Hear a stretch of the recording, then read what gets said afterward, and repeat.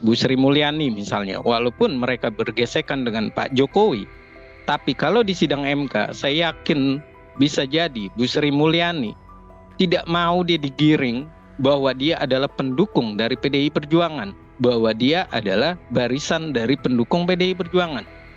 Tapi saya yakin Bu Sri Mulyani tidak akan melakukan hal yang konyol seperti itu karena reputasi dirinya, bagaimana posisi dia sebagai Menteri Keuangan. Jadi kita harus memikirkan bahwa ini Jokowi adalah seorang partai politik.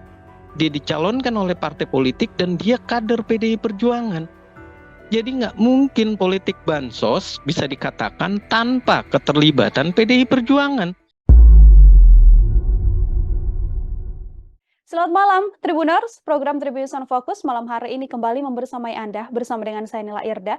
Tribuners, pemerintah dan nama Presiden Joko Widodo terus dicatut dalam sidang sengketa Pilpres yang masih bergulir hingga hari ini, yang mana pihak baik itu dari paslon 1 Anies Imin dan juga 03 Ganjar Mahfud sama-sama menganggap bahwa Presiden Jokowi ikut campur dalam kemenangan Prabowo Gibran. Bahkan yang terbaru kubu Ganjar juga meminta 4 menteri Presiden Jokowi hingga ada nama Kapolri untuk bisa datang ke sidang Mahkamah Konstitusi dan memberikan kesaksiannya. Untuk membahas hal tersebut, Tribuners sudah tersambung bersama saya melalui sambungan Zoom ada pengamat politik dan Citra Institut, ada Bang Efriza. Bang Efriza, selamat malam. Terima kasih banyak sudah bergabung. Terima kasih banyak untuk Manila Irda dan rekan-rekan dari Tribun dan khususnya juga Tribun News. Terima kasih undangannya. Baik, terima kasih kembali Bang Efriza untuk kesempatannya bisa berbincang bersama dengan saya pada kesempatan hari ini. Bang Efriza, saya ingin minta pengantar terlebih dahulu dari Bang Efriza ini mengamati bagaimana jalannya sidang di Mahkamah Konstitusi, yang mana kalau kita amati titik berat pelanggaran yang disoroti oleh kubu yang menggugat begitu ya Bang ya, adalah soal keterlibatan pemerintah dan juga Presiden Joko Widodo, bukan fokus pada selisih hasil suara dari keputusan rekapitulasi akhir dari KPU Bang. Ya, terima kasih Mbak Nila. Dan hal yang menarik memang untuk sengketa saat ini, hal yang menarik dan saya yakin MK ini harus mengambil keputusan yang luar biasa, penting, luar biasa, penuh kehati-hatian, karena yang diperdebatkan seperti tadi dibilang bukan sengketa hasil, Ya. namun yang kita perdebatkan ini adalah perdebatan masuknya dalam kategori, kalau di bahasa sarkas, akademisi.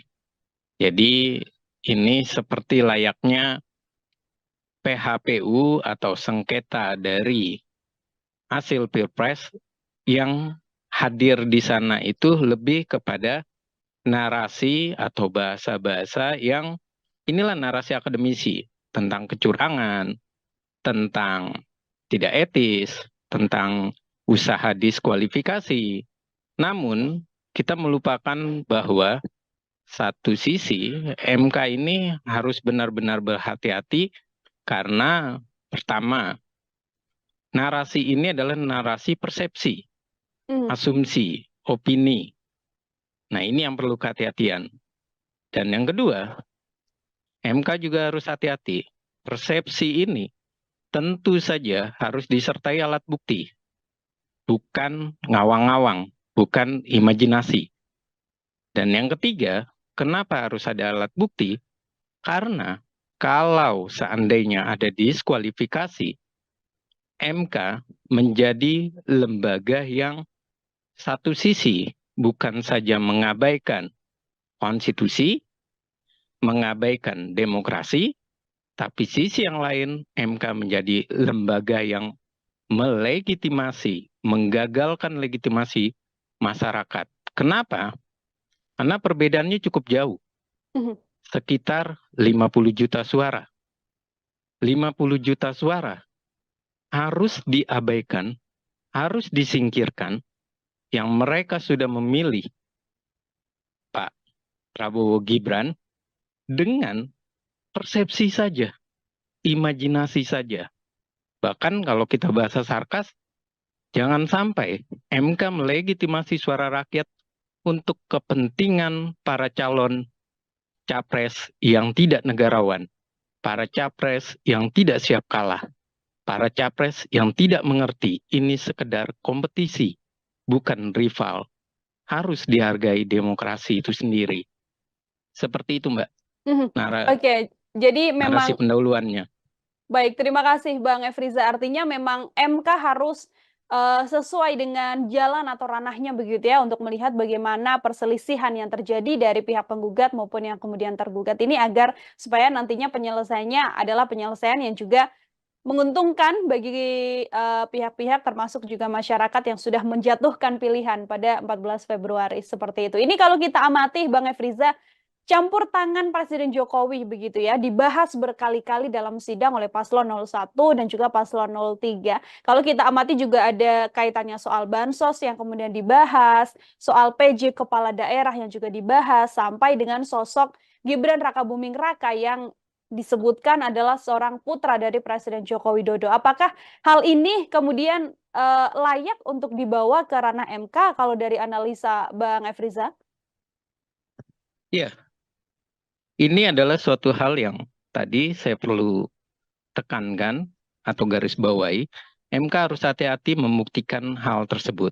Ya. Yang pertama kehati-hatiannya adalah Bawaslu ini maupun KPU juga dianggap dalam prosesnya, karena ini menariknya selalu mundur ke belakang, dianggap bahwa ini tidak jelas.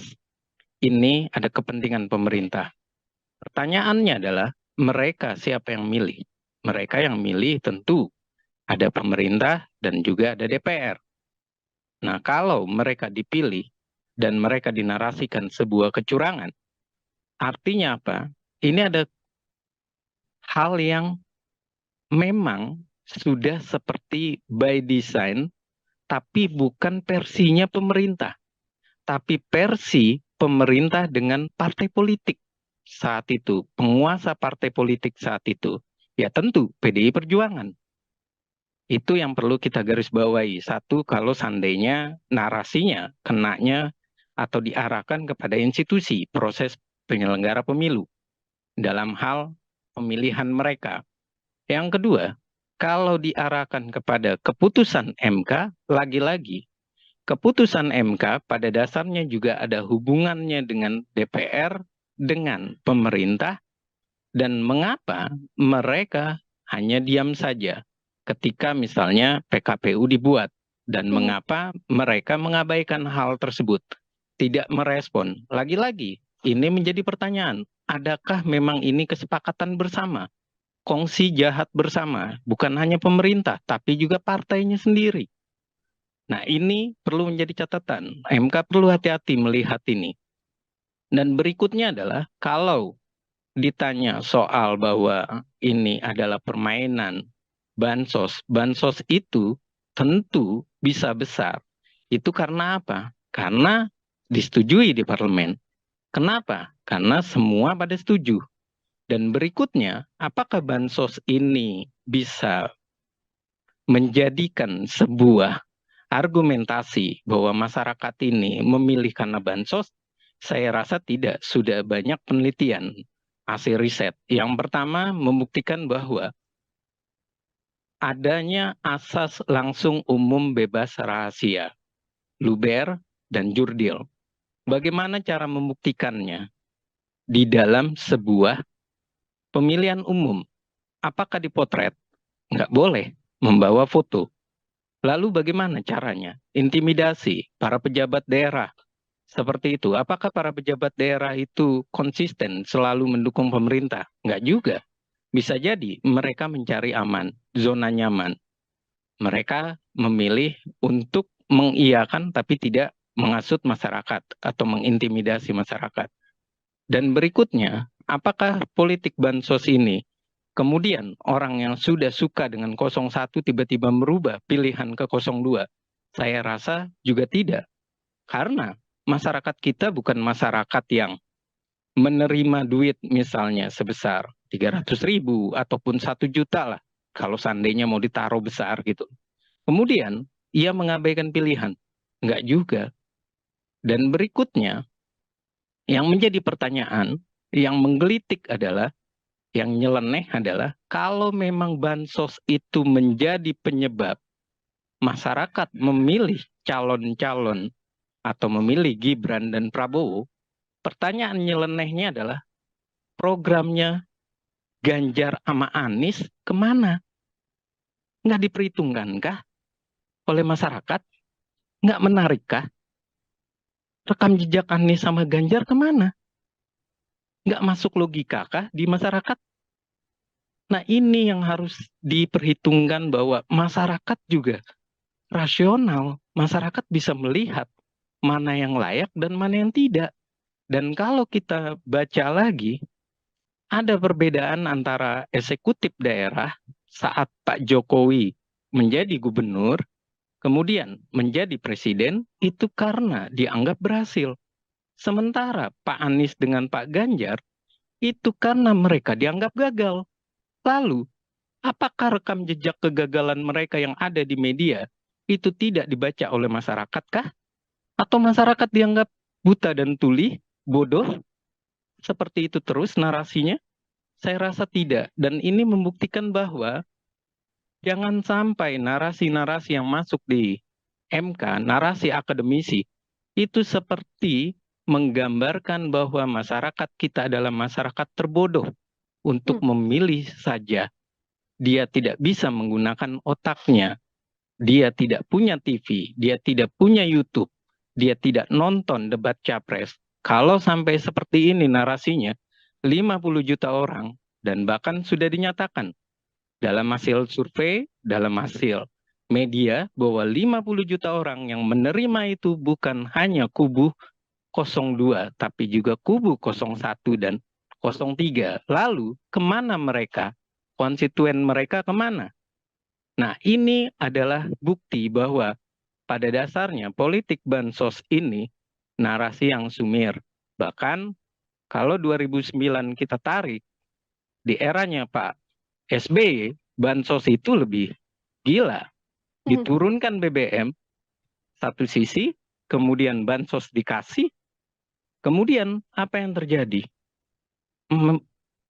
Terpilihnya SBY kembali, tapi lihat, tidak ada narasi yang membodohi masyarakat. Tidak ada narasi yang bahwa masyarakat itu dianggap bodoh. Tapi kenapa di eranya Pak Jokowi sekarang ini terkesan bahwa masyarakat ini sangat bodoh? Cuma masalah perut, akhirnya pemilihan tidak lagi dilihat dengan cara rasional. Ini bisa dilihat bahwa 50 juta begitu ya Bang Efriza, ini terlalu besar untuk hitungan bahwa bansos ini memang digelontorkan hanya untuk membuat masyarakat memutuskan untuk memilih paslon 02 karena nyatanya tadi disampaikan pula oleh Bang Efriza 01 dan juga 03 pendukungnya juga sama-sama menerima bantuan sosial tersebut. Seperti itu Tribuners. Bang Efriza, itu terkait bagaimana kemudian bantuan sosial ya dan juga dugaan atau dalil dari gugatan terkait campur tangan dari Presiden Jokowi. Namun ada juga permintaan dari kubu Ganjar Pranowo yang juga meminta ada 4 menteri kabinet presiden yang kemudian akhirnya diputuskan oleh Mahkamah Konstitusi akan dipanggil begitu ya sebagai saksi. Ada beberapa di antaranya seperti yang bisa saya sebutkan Bang, ada Muhadjir Effendi, kemudian ada Menteri Keuangan Bu Sri Mulyani sampai Bu Risma dan juga Menteri Koordinator Bidang Perekonomian Pak Erlangga Hartarto. Dengan hadirnya 4 menteri ini nantinya, kalau dari analisa Bang Efriza akan seperti apa jalannya persidangan, Bang? Iya, kalau saya melihat nantinya para menteri ini juga sama. Mereka juga akan sadar bahwa mereka ini dibenturkan. Dan narasi ini adalah narasi yang saya rasa narasi yang sangat tidak mendidik, membenturkan pemerintah dengan para menterinya, pembantu presiden dengan presidennya.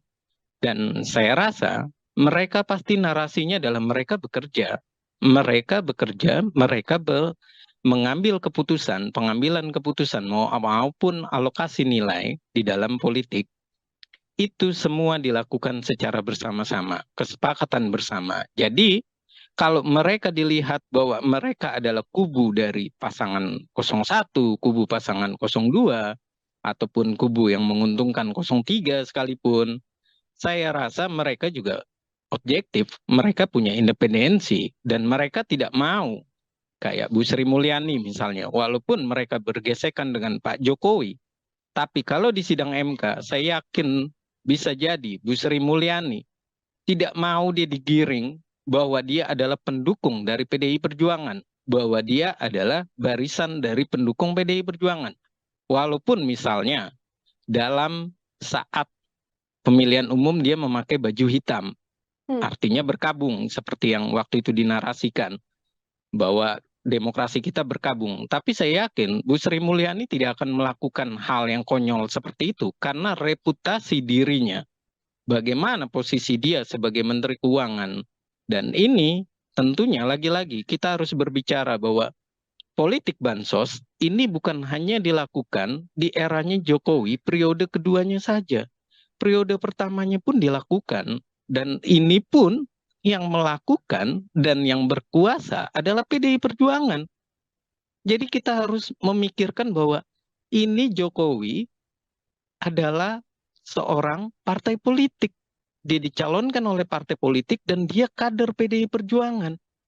Jadi nggak mungkin politik bansos bisa dikatakan tanpa keterlibatan PDI Perjuangan. Bahkan di daerah pun banyak ditemukan bahwa mereka menarasikan kalau tidak memilih atau tidak mendukung PDI Perjuangan, maka bansos tidak diturunkan, tidak dijalankan. Artinya, lagi-lagi yang saya katakan, politik di Indonesia, di nasional berkata apa, di daerah berkata apa. Dan mereka harus tahu bahwa yang memberikan dukungan terbesar ya tentunya partai penguasa.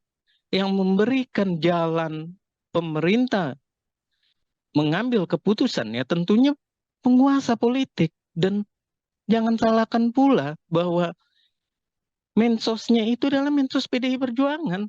Jadi mana ada mensosnya tidak mengerti sama sekali, PDI Perjuangan tidak mengerti, dan Pak Jokowi berjalan sendiri. Dan lebih anehnya lagi, kita bisa melihat bahwa yang marah-marah adalah kubunya, tim relawannya Ganjar, tapi lihat di elit partainya PDI Perjuangan. Bu Puan Maharani sudah menyatakan bahwa dia legowo kalah. Bu Puan Maharani bertemu dengan TKN. Dan ini artinya apa? Mereka sudah merajut kebersamaan. Kenapa Ganjar tidak pernah mau mengakui kalah?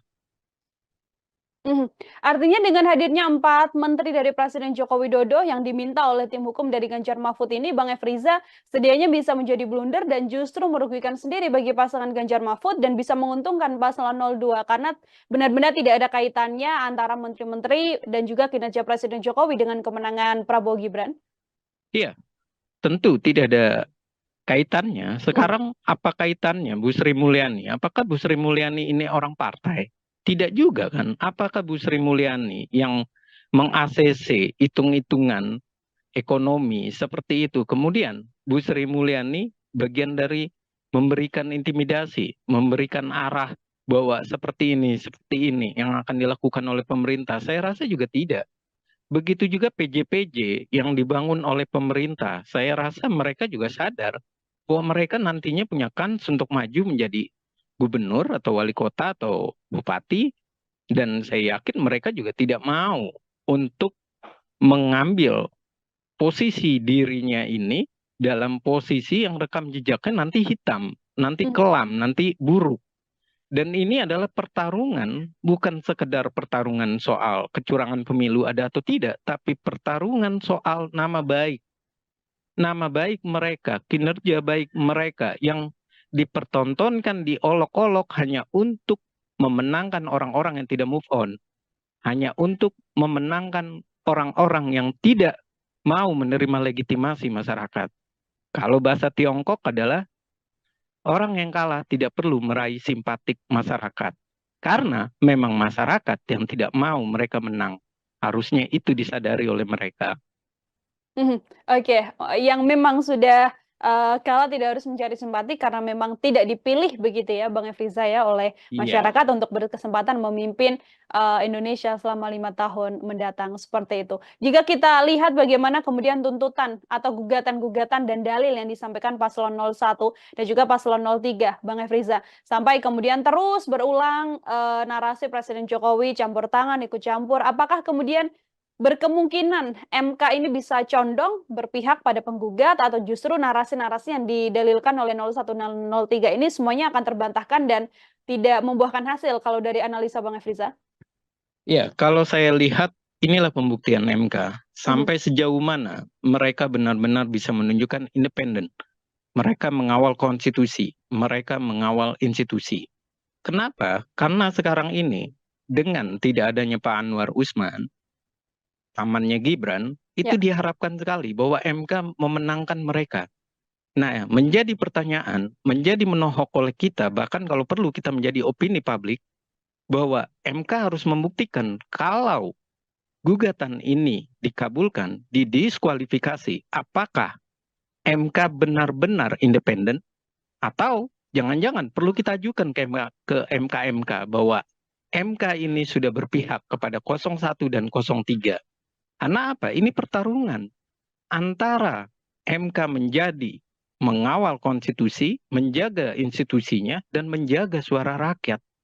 Jangan sampai MK mendiskualifikasi seorang calon mengikuti maunya pasangan calon, tapi dia menghakimi suara rakyat. Dia tidak mengawal suara rakyat. 50 juta hanya dikalahkan oleh kualitatif. Dan di kuantitatif pun itu sudah dibuktikan. Surveinya memang penyebab kemenangan dari Prabowo adalah Gibran. Dan itu memang benar, Prabowo sudah besar, tapi penyebab kemenangannya adalah Gibran. Mengapa Gibran? Karena di sana terbangunlah persepsi publik bahwa keberlanjutan program pembangunan, keberlanjutan program pemerintah itu benar-benar nantinya layak dilakukan. Sisi yang lain, bahwa debat capres itu telah membuktikan siapa yang pantas, siapa yang layak menang. Dia adalah yang bisa menguasai simpatik masyarakat, yang bisa menguasai apa yang diinginkan oleh masyarakat, program apa yang mau dibahas, apa yang diharapkan oleh masyarakat. Sekarang pertanyaannya, programnya Anies, programnya Ganjar Pranowo kemana? Nah, inilah yang menjadi pertanyaan, menghilang senyap, malah mereka membawa narasi-narasi mundur. Ketika mereka sudah mau berdebat, ketika mereka sudah mau menerima Gibran, tapi sekarang diperdebatkan, harusnya Gibran didiskualifikasi sejak awal. Nah, kalau memang mau didiskualifikasi sejak awal, kenapa mereka mau menerima? Kenapa Anies begitu gembar-gembor tentang etis dan etis, tapi ternyata tidak ada hasilnya etisnya Anies. Mhm. Malah ini adalah tindakan tidak etisnya Anies, tidak mau mengakui kemenangan rakyat. Ini tidak etisnya Anies, tidak mau mengakui legitimasi rakyat bukan untuk dia. Ini adalah bukti bahwa Anies bukan seorang akademisi yang tenang, bukan seorang negarawan, tapi Anies adalah seorang yang terobsesi akan kekuasaan. Oke, baik Bang Efriza. Terakhir dari saya Bang, ini juga kemudian bisa menjadi catatan juga kalau dari kacamata Bang Efriza, apabila nanti analisa Bang Efriza, mampukah kemudian gugatan ini bisa condong ke arah Anies dan juga Ganjar, ataupun tidak nanti MK memutuskan bahwa narasi atau dalil yang disampaikan begitu ya oleh kubu Anies dan juga Ganjar ini tidak terbukti sehingga suara 96 juta yang diperoleh Prabowo Gibran ini memang benar atau dinyatakan tidak ada gugatan lain begitu Bang Efriza. Sikap apa yang sedianya bisa ditunjukkan oleh kedua kubu yang kemudian saat ini masih terus panas melayangkan gugatan dan tidak mengakui kemenangan paslon 02? Iya, yang pertama sikap yang harus ditunjukkan bukan hanya kepada kubunya dari Anies dan Ganjar ya, tapi juga dari akademisi. Mereka sudah berjuang menarasikan, misal menarasikan kenapa harus ada PJ gubernur, kenapa tidak diperpanjang. Mhm. Nah, narasi ini kalau sudah keputusan MK menyatakan bahwa persepsi, adu gagasan, dan kurang lebih juga nanti akan adu alat bukti, kalau sudah diputuskan oleh MK, para akademisi harus mendukung pemerintahan. Itu yang pertama. Suka tidak suka, akademisi harus kembali ke balik layar, ke akademisi, ke gedung di dunia akademik bahwa mereka harus mengawal pemerintahan, bukan mereka tidak bisa move on layaknya politisi. Yang pertama. Yang kedua adalah bahwa sekarang ini kalau Prabowo dinyatakan menang dan penggugat itu adalah penggugat dianggap ditolak, maka yang pertama harus dilakukan adalah Anies menunjukkan itikat baik dengan ia tidak usah membawa etis-etis lagi, tapi dia berpidato untuk masyarakat, untuk menenangkan masyarakat yang menunjukkan bahwa ia menerima kekalahannya. Baru itu dinyatakan ia seorang politisi, seorang negarawan, dan seorang mantan pendidik yang terbaik. Kemudian Ganjar, dia juga harus buktikan dirinya, bahwa dirinya selalu bilang bergaya flamboyan, terkesan bijak, bahwa dia terkesan mengerti masyarakat, bahwa dia melakukan kontemplasi terhadap penderitaan masyarakat. Ketika ia kalah, ia harus menunjukkan itikat mendukung pasangan Prabowo Gibran. Jadi tidak perlu lagi narasi-narasi baper, narasi-narasi penyesalan, karena bagi saya PDI Perjuangan bukan menyesal.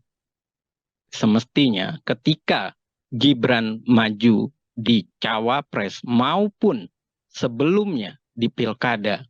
Kenapa? Karena Gibran itu adalah anugerah. Ketika dia maju di Pilkada, PDI Perjuangan mendapatkan calon. Ketika ia memang maju di Cawapres penuh dengan dinamika dan kita sudah bisa menerima proses itu, tentunya ini adalah anugerah karena nantinya anak-anak muda di Indonesia bisa maju untuk di Cawapres. Dan itu sebenarnya poin yang perlu juga dicatat ketika misalnya keputusan MK sudah datang. Dan berikutnya, tidak perlu lagi ada aksi-aksi yang menyatakan bahwa akan ada demo segala macam. Karena kalau sudah keputusan MK, sudah layak militer untuk turun, untuk menjaga keamanan. Dan demokrasi bukan berbicara tentang orang per orang, individu, tapi demokrasi menjamin ketertiban, keamanan, kesejahteraan masyarakat secara bersama-sama. Itulah demokrasi. Jadi tidak boleh lagi ada narasi bahwa mereka tidak bisa atau mereka tidak move on. Lebih baik PDI Perjuangan menunjukkan sikap seperti 2019. Ia bergabung dengan pemerintahan ketika ia menawarkan paket pemerintahan bersama, memenangkan Jokowi, kemudian mendapatkan Pak Prabowo sebagai menteri. Kenapa PDI Perjuangan tidak bisa melakukan itu? Sementara Bu Puan Maharani sudah menunjukkan itikat baik dan berjiwa besar. Itu catatannya, Mbak. Untuk Baik, penutupnya. terima kasih. Terima kasih banyak Bang Efriza, ini juga semoga bisa menjadi salah satu gambaran begitu ya bagaimana akhir dari sengketa Pilpres ini bisa berjalan dengan baik dan tidak ada 1, 2, atau 3 pihak yang kemudian masih merasa bahwa hasil dari pemungutan suara ini adalah hasil yang salah karena ini adalah hasil akhir dari suara masyarakat yang sudah dijatuhkan pada 14 Februari 2024. Seperti itu. Bang Efriza, terima kasih banyak untuk Sama-sama, kesempatannya berbincang bersama dengan saya pada malam hari ini. Semoga di lain kesempatan kita bisa berbincang dengan diskusi-diskusi dan bahasan lainnya, Bang Efriza. Sama-sama. Makasih Manila dan terima kasih untuk Tribun dan Tribun News. Dan mohon maaf kalau ada salah kata dan sekali lagi terima kasih. Siap, terima kasih kembali Bang Efriza, selamat beraktivitas. Dan Tribuners, demikian obrolan saya bersama dengan pengamat politik dari Citra Institute Bang Efriza. Nantikan obrolan saya dengan narasumber-narasumber lain dan juga tema-tema lain tentunya. Saya Nila Irda pamit undur diri, terima kasih dan sampai jumpa. Download Tribun X sekarang, menghadirkan lokal menjadi Indonesia.